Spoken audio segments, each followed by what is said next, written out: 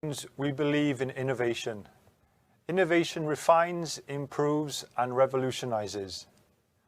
We believe in recognizing innovation and those who innovate.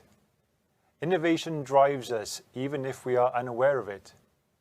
We believe that innovation should be rewarded.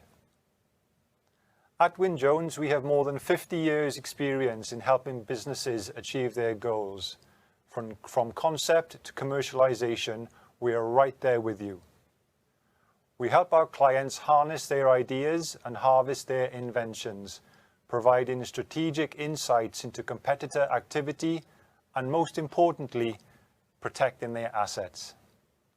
We know that your intellectual property is your crown jewels. Wales is a hotbed of technology and innovation. The COVID-19 pandemic has thrown medicine and healthcare into the spotlight of the global stage. Personalized medicine and predictive healthcare technology is one of the fastest growing modern industries, and Wales pioneers here. Demand on healthcare resources continues to rise. However, the tools are becoming ever more advanced, leading to better results and better efficiency.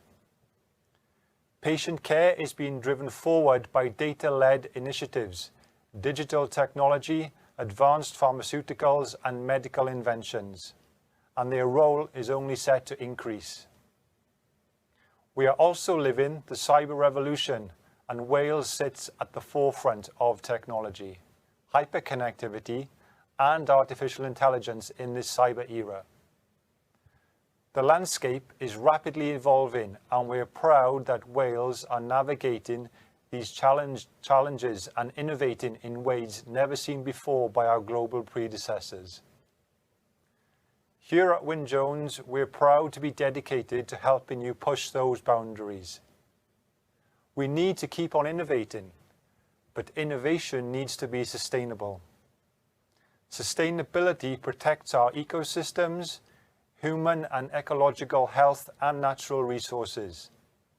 And we know that intellectual property and sustainability don't always sit neatly together. Sustainability is critical for the health of our planet, our people, and our economies, and innovating has never been more challenging. But it's a challenge that Wales and Wyn Jones IP are happy to meet. We are delighted again to support Wales Tech Week, and this year sponsor the Smart Stage. The festival was a huge success last year and provides information and resources for those across a range of different technologies and sectors. The week showcases technology in Wales at its best, and we are proud to support it. Join us this week at our events and during panel sessions. Please also drop by our virtual expo booth and feel free to get in touch. Thank you.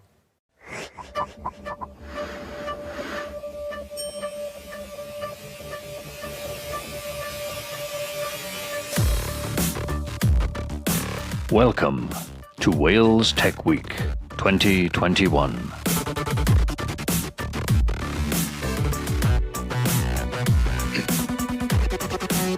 Thank you to our partners. Enjoy the session.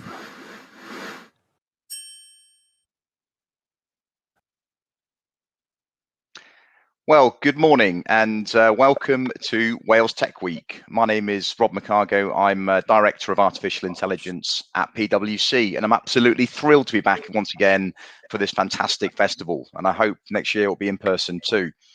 So we've got a really rich and wide-ranging conversation in store for you today as we cook up the recipe that will lead Wales seeing a post-pandemic bounce back. The ingredients we'll be preparing for you today include a large batch of technology, some stock of innovation, a sprinkling of strategy and policy, and a big dollop of talent. It's certainly a recipe that has huge promise, but it's also incredibly complex. On the one hand, technology will be a powerful catalyst and force multiplier. Just in my field alone, our analysis suggests that artificial intelligence could add an additional £8 billion of additional growth by 2030. In fact, organizations have responded already due to the impact of the pandemic And a big survey we did last year saw over 50% of CFOs surveyed saying that 50 they're going to be accelerating their automation attempts during the year ahead. I think also it's an interesting scene with regards to the people factors. We did a huge study about 2 months ago, surveying about 32,500 people globally. And some of the findings are really quite interesting. First of all, 9% of people said that they wanted to be back in the office full time and commuting every day. 19% of people never want to go back ever again. Huge implications for the world of the time in the office, etc. So the main focus around, I think, some of these people strategies we'll be teasing out today focuses around this concept of hybrid. So 72% of people surveyed want this mixture of in-person, work from anywhere, work from the office on certain days. One of the perennial things we often talk about at these sorts of festivals as well is the impact of technology on jobs and on skills and on a host of these other innovation drivers. In this same study, 60% of people are worried about the effects of things like AI on their jobs. 39% of people think their own job will be obsolete within 5 years. So you can see there's a degree of anxiety building up in the workforce. On the plus side, 80% of people that we spoke to were confident that they could adapt to these new workplace technologies, but with the big caveat being here, are they equipped with the skills and the upskilling and the chance to build in lifelong learning into the way they work? So it's clear that not only that, there's a massive demand also around what people expect out of their employers as well in the nation. This drive towards net zero and climate change. The ESG agenda is incredibly potent now. And I think we're starting to see workers wanting to see their businesses they work for aligned with purpose and societal impact. So there's a lot riding, in fact, on the recently launched digital strategy for Wales, which I'm going to be discussing with the panelists shortly. So to get into this recipe, we've assembled some of the finest celebrity chefs from the world of technology, innovation, skills, and policy and strategy for you today. I'm just going to briefly go through who we've got on the panel for you, and then I'll ask each of them just to spend a minute introducing themselves in more detail. So first of all, we've got the Chief Technology Officer of Welsh Water, Rob Norris. We've also got my brilliant colleague who's an ethical hacker at PwC in Wales, Chloe Seaton. And last but by no means least, the co-founder of TramshedTech, Louise Harris. So first of all, Louise, welcome aboard. Good morning to you. Welcome to Wales Tech Week. And please, could you just give us a quick minute on who you are and what you'll be discussing today? Morning, Rob. I love the cooking analogy, but that means that you've never been to my house for tea, because it's usually something out of a plastic dish. So I like the analogy, but I'm not so sure I'm that good at cooking. But really nice to see you this morning. As Rob said, I'm Louise Harris. I'm the CEO and founder of TramshedTech. I also founded an edtech company of my own back in the early 2000s, based here in Wales. So got experience of running a technology business and then also running a business that brings together other technology companies. So really good to be here today. Thanks for inviting me, Rob. Well, thank you for coming along, Louise. And also, Chloe, if you could give us an intro as well. Awesome, thanks Rob. Hi everyone, so my name's Chloe Seaton and I'm a part of the ethical hacking team. I'm based in Cardiff and I've been working for PwC for almost 2 years now.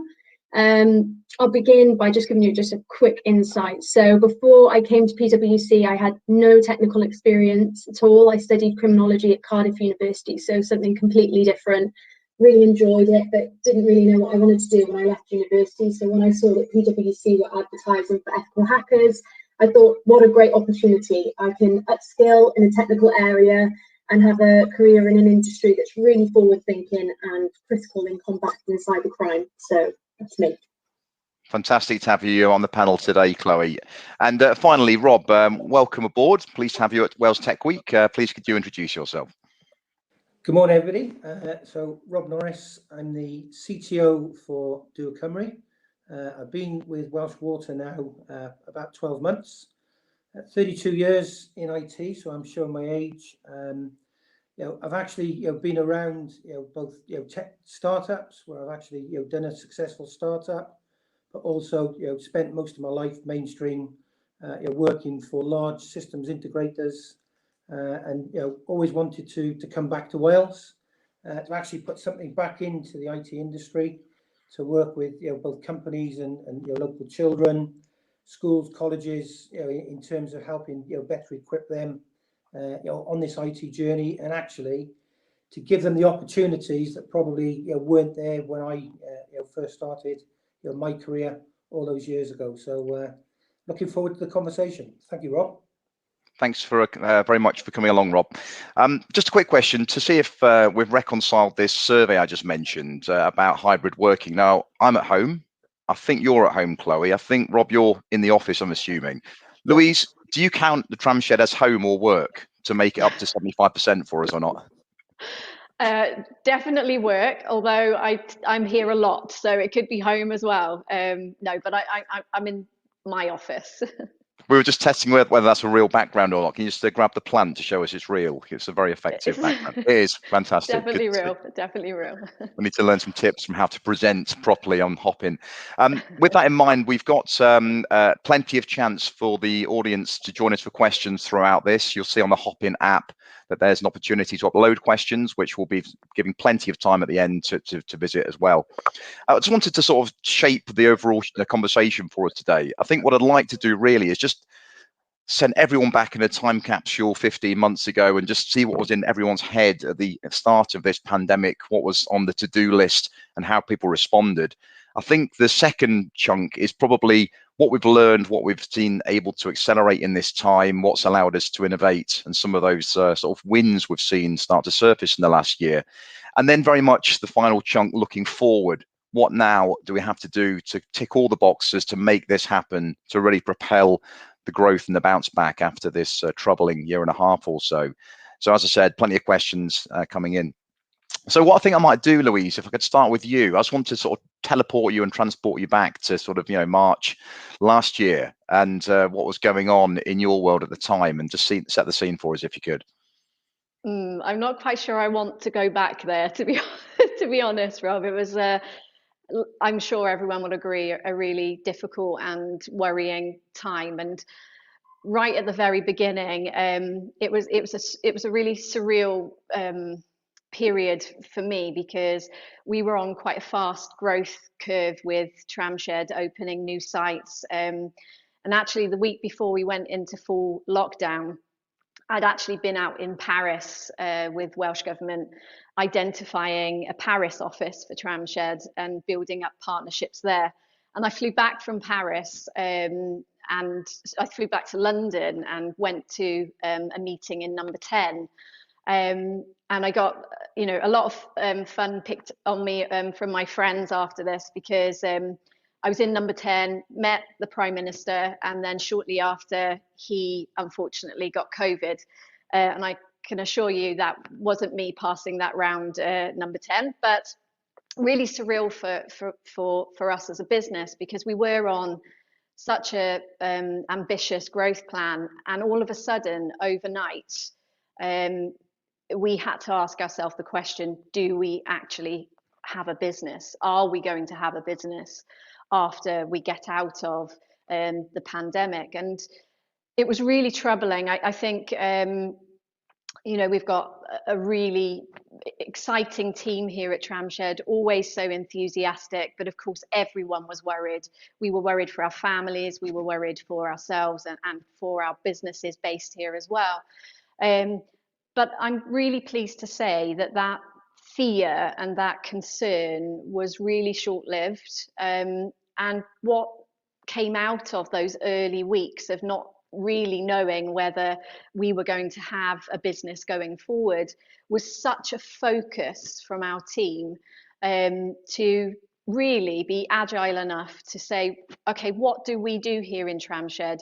We help businesses to scale and to grow, but we also help them to thrive. And part of that is ensuring that businesses have the right tools and the right capacity and the right skills and training to weather storms just like this one. So we very quickly turned our attention to how we could help businesses based in the Tramshed network really start to pivot if they needed to, reduce costs and look at ways that they can really stabilize the business. But also because we focus on the tech and digital sector, there were huge opportunities available to the businesses that we work with. And it was ensuring that we could support companies to really make the most of those opportunities. So it was a difficult time and a question, are we going to have something at the end of this? But what it really proved to me was what an amazing team we have, but also what a fantastic community of businesses based here in Wales. And I've got to say, the resilience shown by tech startups and tech scaling companies here in Wales has been absolutely unbelievable. So from a very difficult time back, if I had to teleport, a really tricky time, but something that's created a huge opportunity for many businesses here in Wales. Thank you, Louise. I think I'll be looking forward to hearing a few more stories about how this collaboration has occurred, how in many ways it's fueled innovation and it's built the ecosystem. And I think resilience is a really key word in that. So thanks for sharing that. Chloe, if timing is right, that you'd literally been in post for a matter of months, hadn't you, when this struck? So you must have had a bit of time in the office with fellow human beings and then flung off to kind of remote working. Can you tell me what happened in your life 15 months ago? Yeah, sure. So me and my other graduate colleagues had just completed our ethical hacking training program. So at that time, we hadn't worked on any client-facing roles. And then I still remember the day really clearly where we had the email through from our partner of the UK firm, Kevin Ellis, to say, we need to work from home, and that's going to be indefinitely. And I asked my manager at the time, I was like, how long do you think this is going to go on for? And he was like, at least a month. And I was like, it won't be a month. And here we are. We're still very much in it, and this is going to be the way that it is for a very long time, and it's changed the future. So it's crazy casting my mind back and thinking, it'll only be a couple of weeks. So I had to start client engagements remotely, so I had a pretty different experience. And I think for our team, or at PwC in general, the transition to working from home was difficult in a social sense, but we had all of the infrastructure in place. So it was really a concentration on our clients to help them with that transition. And for cybersecurity, it was huge. You had so many of our clients trying to do this huge transition over to remote working and do it really quickly, and it raises a load of security issues. So it was a scary time, but also quite a eye-opening time to be in the cyberspace during the beginning of the pandemic and now. I mean, if you just take, for example, I've been working on some operational technology clients recently, and them having engineers that are usually on site to control big plants or whatever it is, now wanting to work remotely and remote into systems that are so old. That is a big security journey that those clients need to go on. So it's been exciting, loads of things to learn, but also challenging and sometimes quite scary. So that's been my journey with it. Thanks very much, Chloe. I mean, I'm really interested in making sure we've got kind of a broad, diverse set of voices here in this conversation. When we redesign the workforce of the future, there is a risk it's decided by the old fogies and not taken into account the new generation. So it's critical we get that set of inputs, in the months ahead. And again, I'm no mathematician, Rob, but if I'm not mistaken, you'd also had a pretty big career change around about that same time as well, had you not? Yeah, it was very interesting for me because actually, unfortunately, Fujitsu, or fortunately, got me to work my notice. So I was, in the middle of working my notice period with Fujitsu, having run the sort of services business in Europe, and at the same time, conscious that I was going into an organisation, i.e. Welsh Water, that probably needed some support, some guidance in terms of how to respond to the COVID situation. Now, fortunately, within Fujitsu, as Chloe said, a lot of our employees were working from home most Fridays, most Mondays. We tended to have more of a hybrid office, where people would come in Tuesday, Wednesday, Thursdays. So really the technology was there. It was just making sure that the technology, certainly within Fujitsu, could scale. So making sure that we had the right number of licenses, the VPN could scale. Whereas if you looked at the opposite, with Welsh Water, they had to move 3,500 people to home working. That was done, within a week. And we're talking about deploying new technologies, cloud technologies.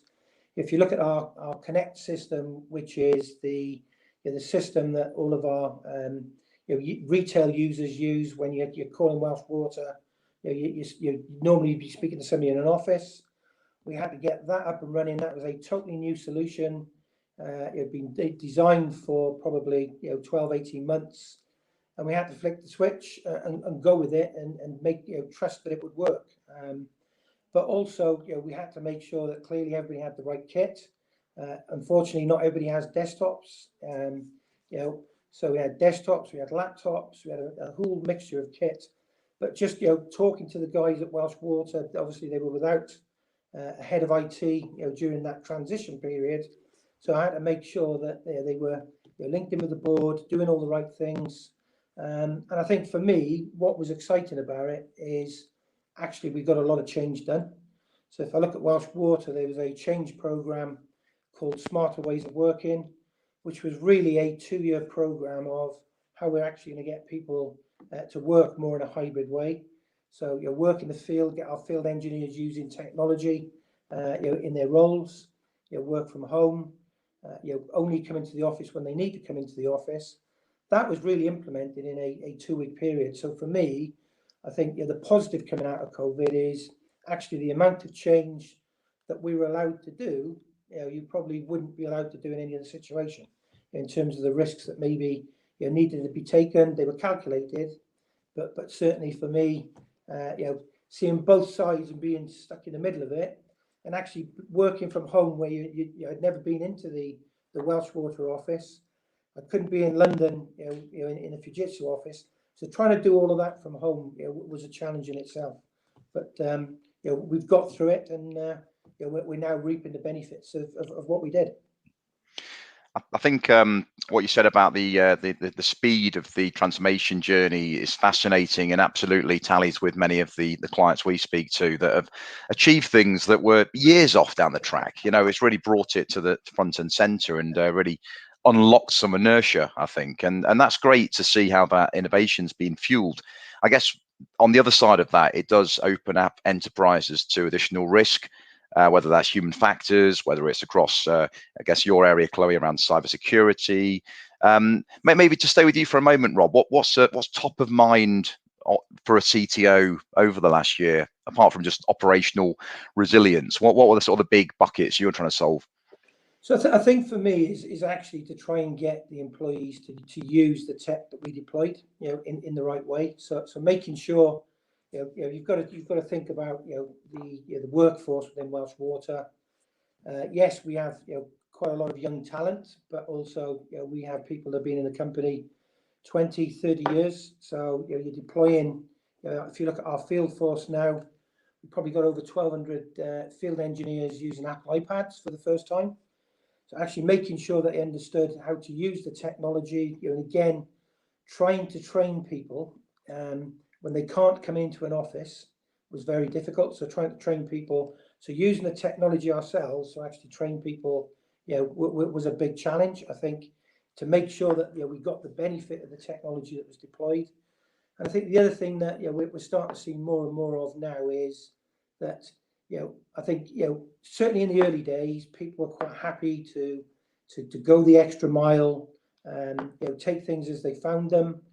Not really look for all of the answers, actually try to do things themselves. I think that started to wear off. I think people are getting tired of with things like Teams, you're available almost 24/7.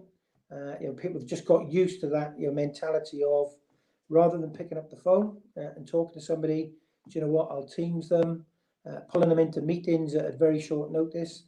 I think for me, we've got the opposite now in terms of everybody now knows how to use the technology. But for me, it's all about how we can get that balance right, that mental well-being, and now some of the restrictions have been relaxed. How we can actually start to get some of the people back into some of our offices, just to collaborate. But lots of challenges. But I think the biggest one for us was it's not just about deploying the technology. That's, as my technical teams will tell you, was the easy bit. It's really actually getting people to understand it and use it in a way that makes them more effective and more efficient in their roles. Yeah, absolutely. I guess there's one thing trying to pivot an entire major enterprise in one direction, but Louise, in terms of the many community members, startups, scale-ups that operate in your ecosystem, I mean, there must be a massive variance in terms of maturity to pivot quickly to this sort of different way of working. What were you seeing as some of the exciting things that were achieved in the last year, and what were the big challenges for you? Yeah, I think it's always really interesting to see how companies can be quite agile and react to situations that aren't always helping them or pushing them forward. And I think for technology companies, startups in particular, they're in that frame of mind anyway. They're in that mindset of being able to be agile, make the most of opportunities, and react as those opportunities arise, really. For scaling companies, it's that bit more difficult, especially if they're at that point in their journey where they may have been raising some investment. For some companies that was quite difficult because investors started to rein back on some of those investments that would have happened without the pandemic hitting. So it really, where those companies were on their journey, meant they faced quite different challenges.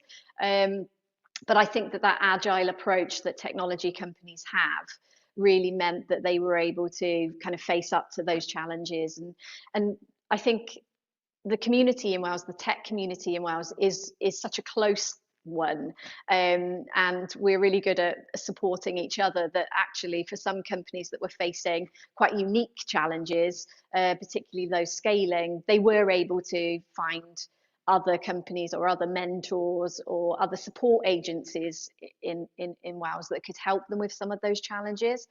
I think it's a really nice question to think about the things that, the real opportunities, and we've talked quite a bit this morning around cyber. Some of the cyber companies that we have here based at Tramshed, I'll name one just to give a shout out to Wolfbury Cybersecurity. They have continued to grow very rapidly during the pandemic, and of course the threats and the challenges that Chloe mentioned are some of the reasons why they've been able to do that.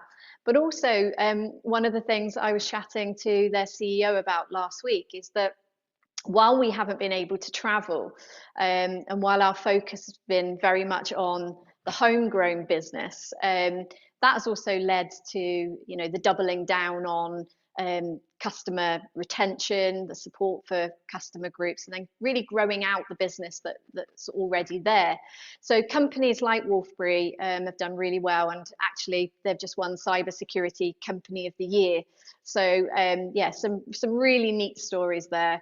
Around growth. Some startups, we've had plenty of startups that have started during the pandemic, and it's great to see. We had a startup based here, a data company called Configure. Last week, they were able to attract investment to start scaling their platform internationally. So there are some really, really good news stories, but I think the challenges faced by different companies in that ecosystem have all been slightly different, I think. Very good. Thank you, Louise. I think this cyber debate is fascinating, isn't it? I think we've seen so many high profile stories over the last 6 months or 12 months in particular, haven't we? And we've got some range of cyber experiences on the panel today, haven't we? So Chloe, welcome back. You've adorned yourself with some high quality headphones, so good to see. ethical hacking, I mean, is this something we're seeing a massive growth in the demand for? I think can everyone hear me? Beautiful. Yep. Perfect.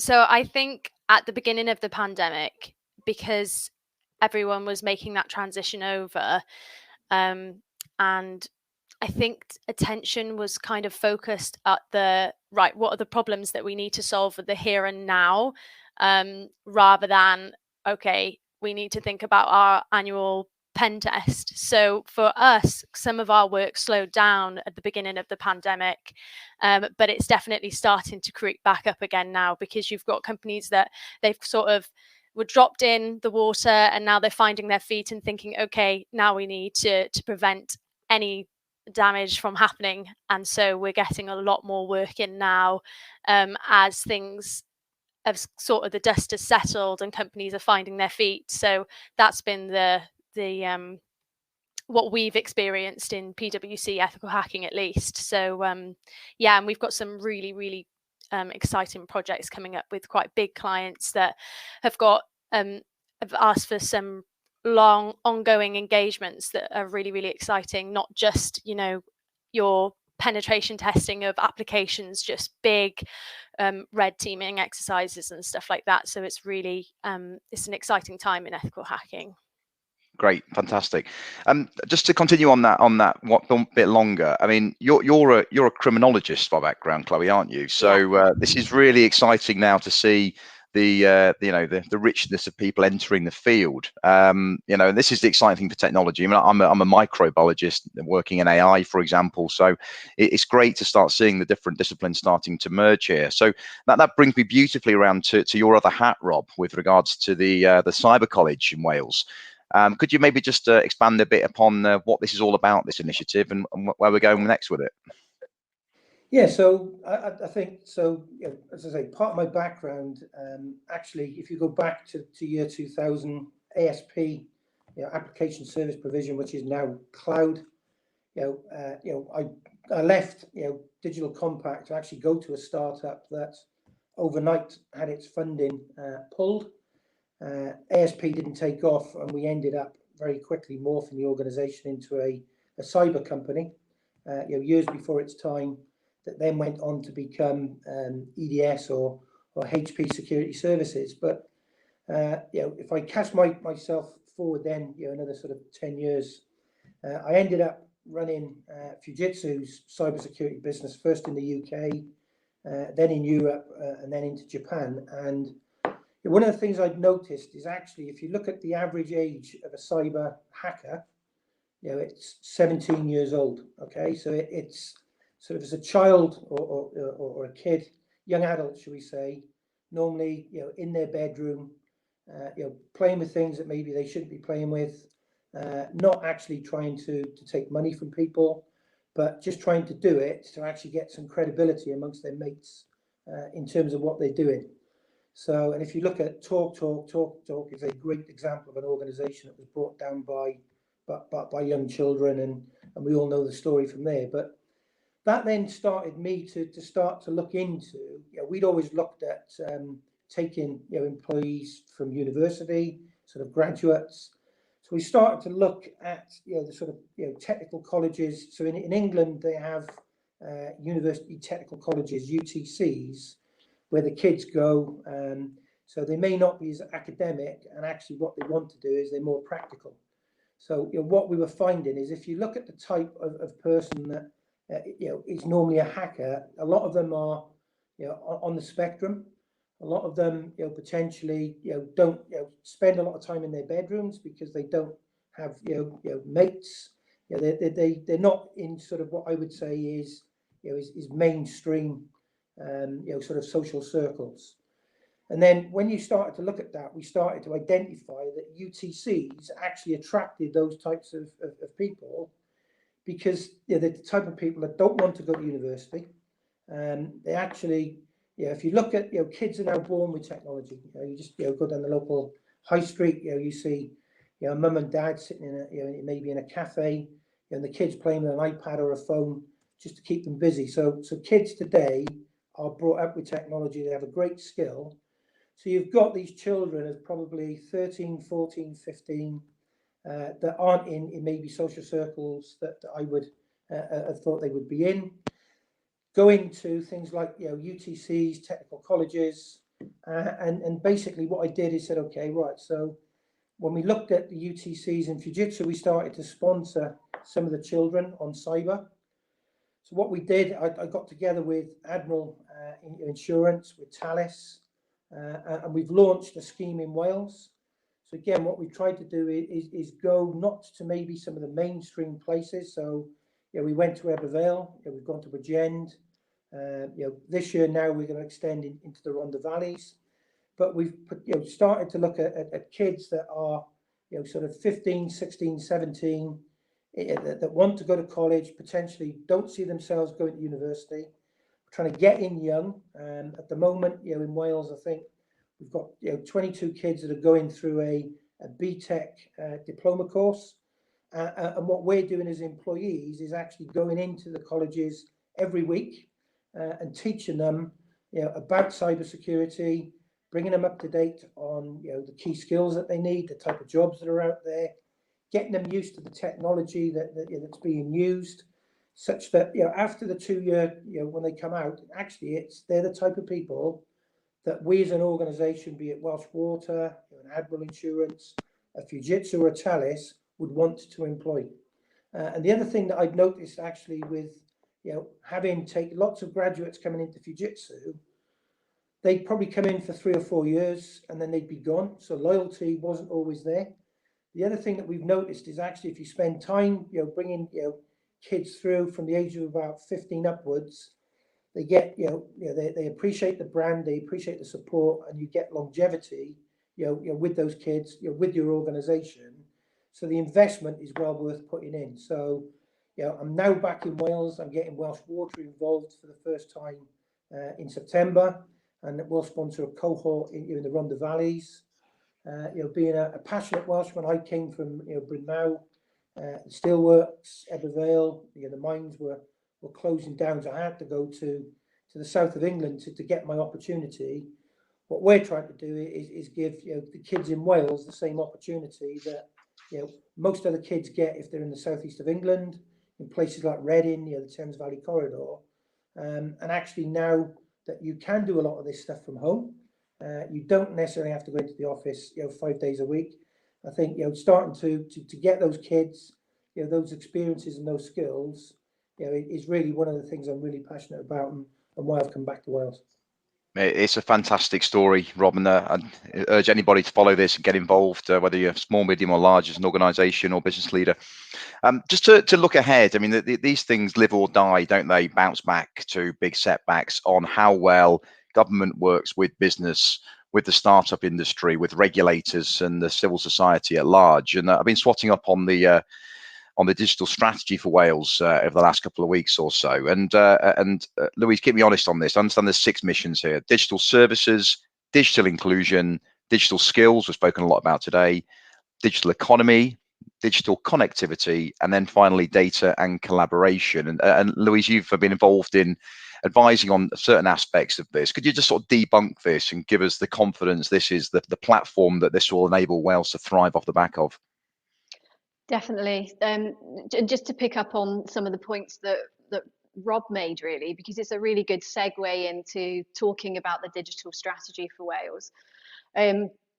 I sit on a number of UK groups, so I'm part of the DCMS Tech Cluster Group, and that group is made up of individuals from across the whole of the UK. So I get to work closely with, for example, colleagues in Scotland with Scotland Ears, colleagues all across the UK. And it's really interesting what Rob said about bringing this back to Wales, because when I speak to those colleagues around the UK, the one thing that they are really quite envious of us about is how progressive we've been around digital skills and training.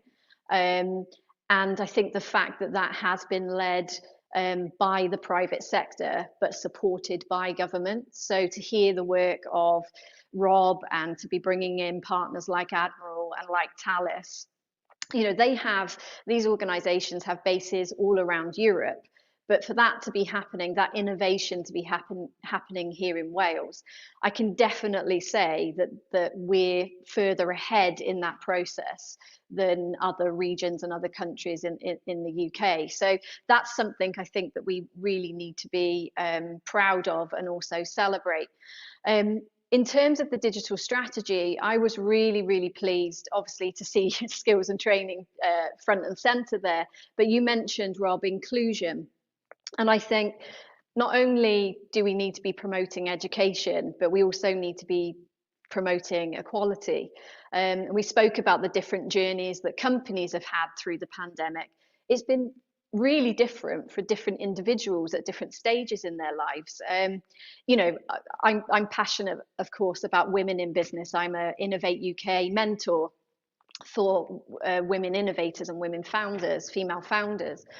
And we know that the research is already showing that women are more adversely affected during the pandemic.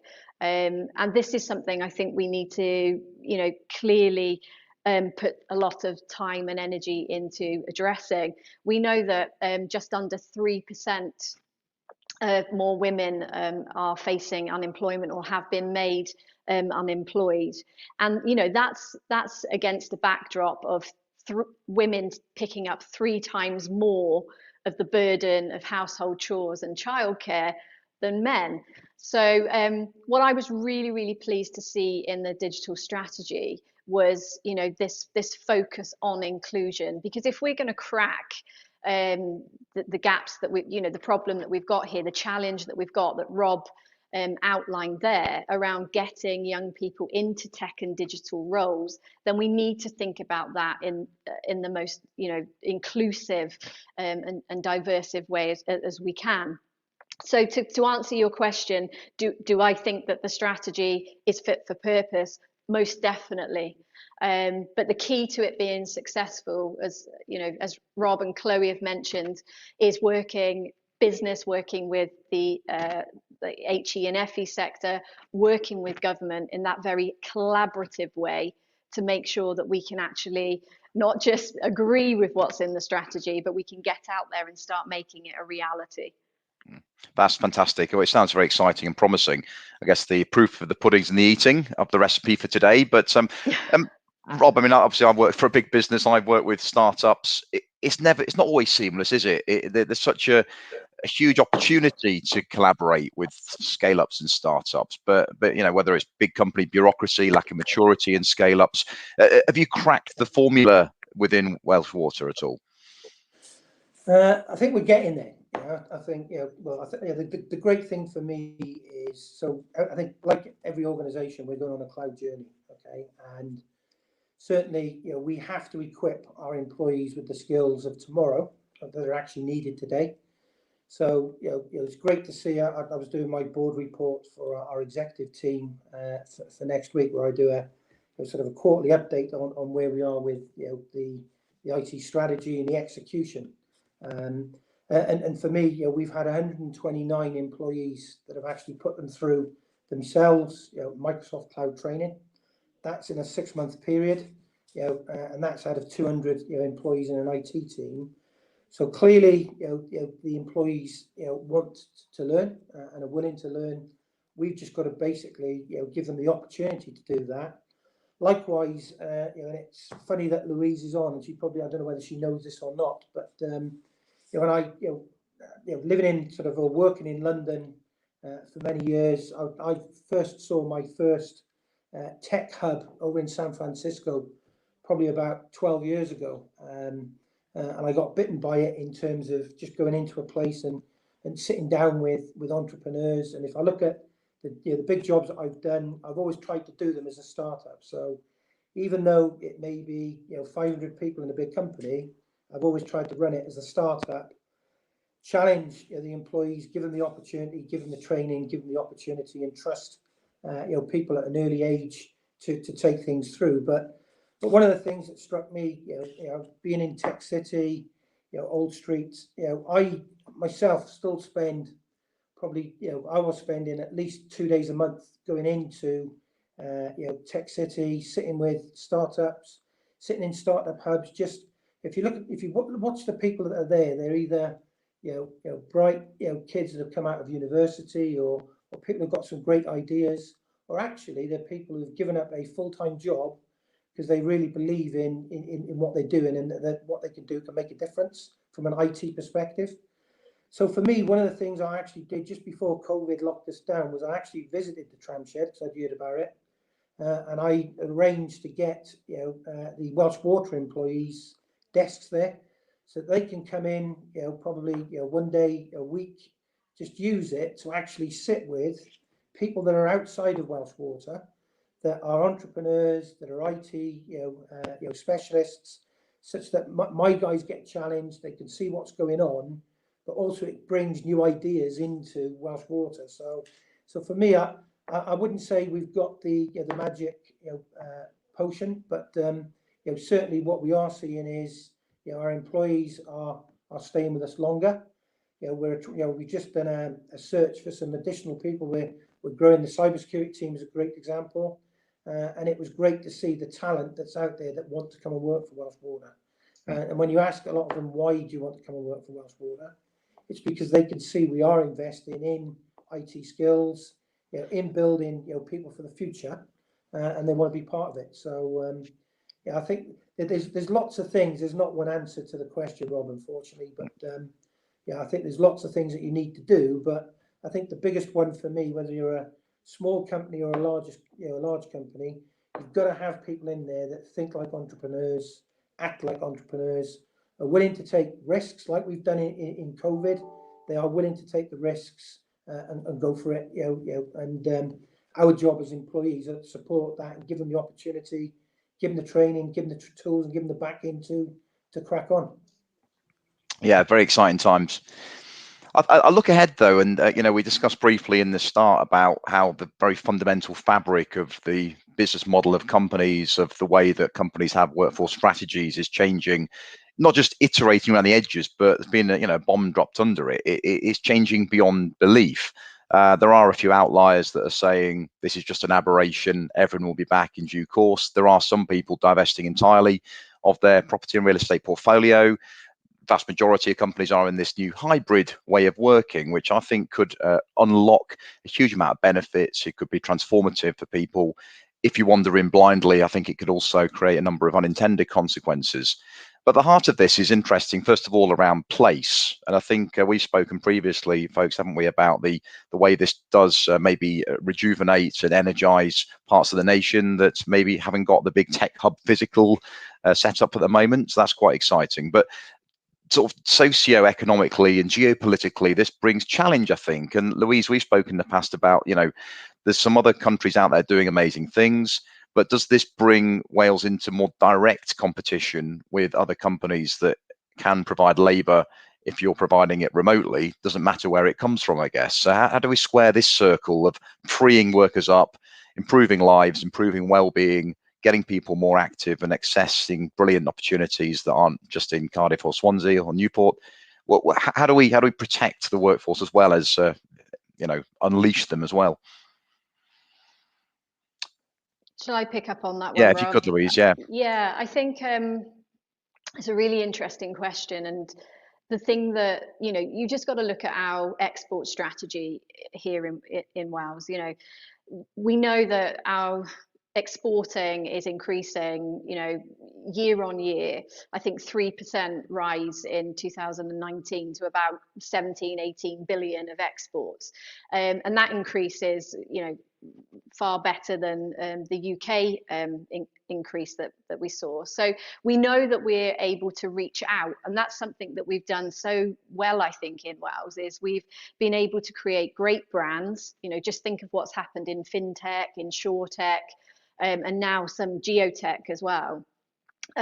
We've been able to see Wales as an amazing place to live, to base yourself here in Wales, but then to create IP, to create products and services that can actually export around the globe. And so that idea of how do we protect our workforce actually, I think, goes a little bit against how we have been so successful in kind of looking beyond our borders. So I think we need to do the same with talent, really. So rather than thinking about, okay, so we've got graduate cities, we've got a lot of graduates here based in Wales, rather than saying, how do we keep those graduates here? How do we lock them into the Welsh ecosystem? It's about saying, how do we create opportunities, those startups, those scaling companies, those prime organizations that Rob mentioned? How do you make it appealing to work for those companies? And then we allow our workforce to work in a more flexible and agile way. So an example, we've got an AI company based at Tramshed. They, before COVID, had an office for 80 people. They have scaled that right back to an office for 30 people.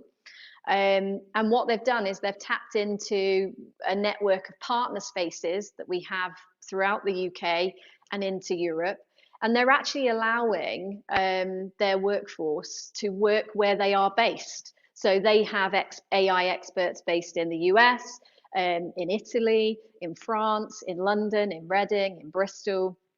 And what we've spent a lot of time doing, as I know PwC we're leading in this before COVID anyway, we've spent a lot of time tech enabling our spaces so that companies can work in a more hybrid way. So you can have a startup or a scaling company based in Swansea or Carmarthen or Rhyl, but you can be trading globally and your workforce can be working globally. So I don't think we should be afraid of that. I think we just need to find ways to enable companies to do that in a more effective and flexible way. Yeah, absolutely. We'll read to the last sort of 5 minutes or so. I've got 1 or 2 questions popping up on the live feed here, and please come in. I'll try to fit in as many as I can. Just going to you, Chloe, first of all. In terms of the advice you would give the next generation of sort of talent following you into the field, what do you do in terms of your approach to education now, and how do you ensure in this really unusual way of working you can have that level of impact in an organization when sometimes you're not in line of sight of the management, etc.? Yeah, really good question. I think from a lot of my outreach programs with primary schools and high schools, I think the first step is that when people are doing their GCSEs and A-levels, it may seem that teachers have all the answers about what careers you should go into. And that's not to say that they don't have an idea, but usually there are a lot of professions out there that teachers don't know about, and they tend to be in tech, and especially in my space in ethical hacking, I go in and it's, yes, the children don't know about it, but neither do the teachers. So that has a ongoing impact. So I think raising awareness amongst teachers about the varied tech careers that are out there in Wales and all across the UK, and the different paths that you can take to get into them,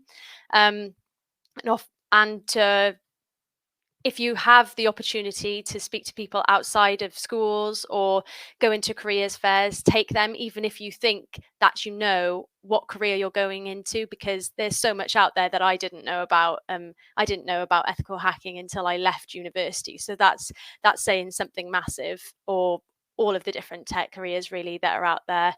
In terms of making an impact when you join a company or a firm remotely, I still think that a hybrid environment is definitely the way to go. If you can get into the office at least once or twice at the beginning to meet your team initially, that will have a huge impact. And just to say hi in person, it makes a huge difference, I think, especially from I've been a buddy to some of the graduates that have come in after me, and I've said, let's meet in the office if you're comfortable with that, and we can have a talk face to face, and I can show you around. I can show you the lab that we have in Cardiff, and it makes it them more easier to remember, and also it makes them feel more part of the company. So at the beginning, try and get in and meet people if you can. And then from there, just ensure that you're being involved in all the other opportunities that come your way, so that you're getting your name out there, volunteering for stuff. I've done that both whilst I was working in the office, but also remotely a lot more. I've had more opportunities come my way because I speak to people from all over the firm now, not just Cardiff based, and stick my hand up to do things just like these, to get my name out there and share my story. So that would be my advice. Fantastic. It's great to see, Chloe. If people want to get advice on careers, and can they follow you on social media or anything, or how do they learn what to do? Of course. So I'm pretty active on LinkedIn. So my name on LinkedIn is just Chloe Seaton. So you can follow me over there, and I share all of the things that I get involved in over there. So yeah. That's terrific. Good. Well, we're into the last few minutes, folks. It's raced by, hasn't it, this hour? So unfortunately, we've just got to bring things to a conclusion shortly. So maybe if I could just come to Rob first, and then Louise, and finish with Chloe. Let's have, what do you need to see happen this year to make this recovery happen? And then what does life look like in 5 years from now? And any sort of last minute closing remarks, to start with you, Rob, first of all. Very good question. So I think for me, we just need to continue what I'd like to see. So if you look at the spirit, the one thing that COVID being as bad as it's been, the one thing that's actually you're seeing is people's spirits, people's can-do attitude, right through the pandemic have always been positive. So I think for me, and actually the one thing that we've noticed is people are willing to take more risks. Okay, so sometimes 80%, when you're deploying technology, sometimes 80% is good enough, right? It doesn't necessarily need to be the 100% that you're looking for. I'll put a security sticker around that, of course, but I think so. What I would like to see is really that can-do attitude, that kind of risk-taking, entrepreneurial spirit, continues, right through. It would probably be my first ask, and that would be the big ask. And I think, certainly, where would I like to see, Wales in the next 5 years? I'd like to see us punching above our weight. I'd like to see, if you look at the cyber security initiative that we're kind of doing, in the valleys. I was talking to a security startup that's actually just got 50 million of funding. I would love to see organisations like that, actually build security operations centres in Ebervale, Tredegar, the valleys towns, recognising that the talent is there. It's at their fingertips, and actually the talent is as good as anywhere in the world. So for me, that's what I'd love to see in the next 5 years is that Wales, tech is a big thing. You've got AI, you've got automation, you've got robotics, data, you name it. I think one of the things we need to do is think about, can we do it all, or should we actually become the known area for one or two key technologies that people will come to? I think if we could do that, that would give us a name very quickly. But on a global, both in a UK scale and a global scale, that will then attract further investment, and then from there, I think we can grow out to be whatever we want to be. Fantastic. Thank you, Rob. Same question to you, Louise, but in 30 seconds, if you could be so kind. Yeah, well, I'll agree with everything that Rob said, so that'll be a lot quicker. But I actually do agree with what Rob was saying there. If you look back at Welsh Government's international strategy, it's focusing on those core areas of export and the things that we do really well already, and it's thinking about how we create clusters around those key sectors. And I think for us, in 5 years' time, that's exactly where we're looking for our business to be, but also for Wales to be on an international stage, is with very effective collaborative clusters that have all of those key stakeholders and around those key areas, as Rob spoke about, like AI, cyber, the semiconductor cluster. I think that, and of course, we're all focusing now on green energy and renewables. So, they're the key areas I think Wales can lead on. And in 5 years' time, I think that's where we'll definitely be successful. Fantastic. Good stuff. Chloe, very, very brief closing remark. Give us one moment of optimism for the year ahead. one moment of optimism. Yeah, just give us a little bit of hope, that this is all going in the right direction. I think that we have shown that we can do this and move forward in the best way possible.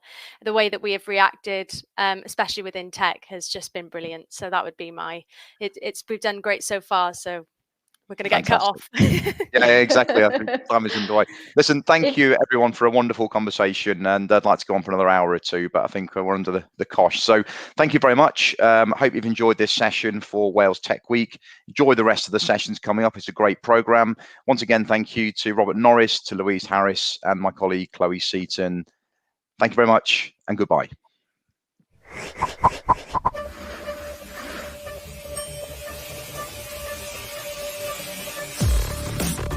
Thank you for watching. Rewatch all of our sessions online. Thank you to our partners.